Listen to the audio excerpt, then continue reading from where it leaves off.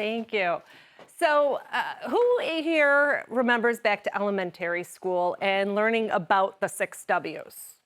Who, what, where, when, why, and how, right? Really the foundation for gathering information in any situation. Yet it can be so easy to really forget to put these into practice. And when we're leaders, that's really especially important too, that we remember to practice asking these 6 W's. Life can absolutely be spontaneous and we get situations thrown at us. And oftentimes it's the who and the what that we get up front. And human nature asks us to just go ahead, make a decision, solve the problem. And we don't ask the whys, the hows, and we start to make assumptions. And I'm not sure if anybody else remembers back to elementary school a fun saying that we learned about what happens when you assume. Yeah. So I'm very fortunate that not long after I graduated college, I earned a degree in communications and I got a position as a TV news reporter. So this is actually me interviewing Phil Donahue here.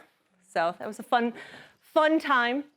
But really, my entire job was asking the 6 W's. And it was also a point where I realized that I knew nothing about anything outside of school and the classroom. And I can actually pinpoint the moment that I realized this too. I was sitting in a county legislature audit and control committee meeting, wishing I had paid more attention to my government and economics classes, and realizing that just everything was going beyond me. And I had to come out of there with a story. I had to ask questions about something I had no idea what to ask a question about. And that's where I realized that it's really powerful how you ask questions. And there's a great question that you can use in any situation. I'm going to give you this tip if you don't know what question to ask. And that really is, what do you want me to know about this situation? And that works not just for audit and control committee meetings, but for any situation. Also, there are times where people don't want to talk, whether it's on camera, whether it's not. And you need to get around to asking those questions. And sometimes you may ask what and not quite get an answer. You may need to ask what 5 different times. It's really thinking through those questions and how you are going to ask those questions. 8 years ago, I made a career change. I went from media into higher education.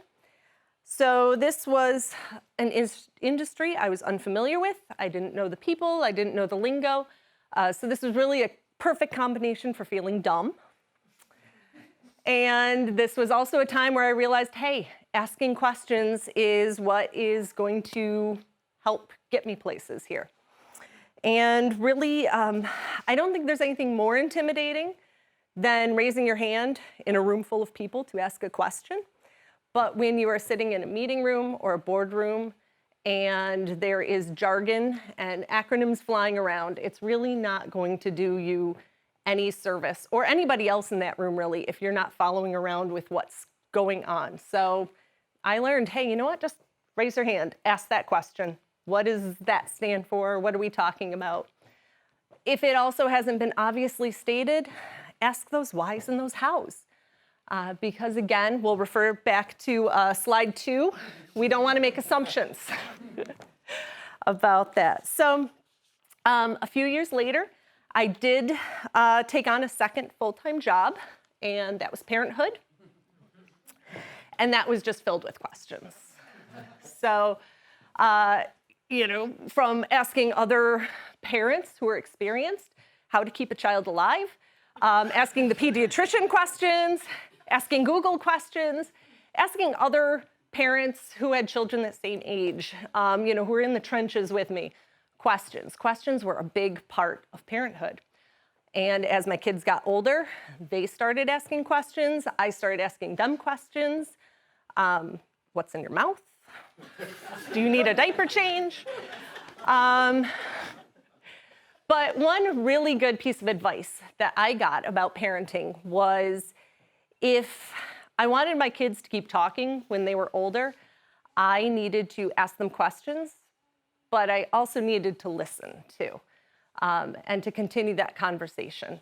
And certainly I think that applies to any leadership position that we're in, that if we're going to keep having people come to us and talking, we need to ask questions, but we need to listen to those answers too. So really, all of these experiences have taught me that life is an exercise in uncertainty, and it's messy. And as much as we like to plan and organize, we cannot avoid chaos. So I'm going to share with you a personal picture that was taken of my desk last week. This is about the busiest time that we have at work, and this is my everyday and what it looks like. But I do take some comfort in my messy desk soul brother, Albert Einstein,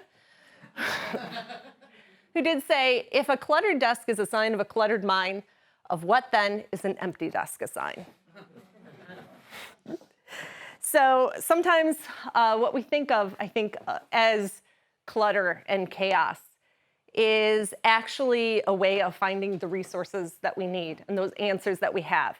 I have a system that's there at my desk. It looks like a lot of Post-it notes, but it's a system, and I know where to find it. And I know where to ask those questions and where to gather that information. So I'm going to end this with the way I think about 95% of PowerPoints do end that I've seen. And that's with a slide like this or something very similar. So I'm hoping that as a leader, you do end up with some questions next time you see this too. So thank you.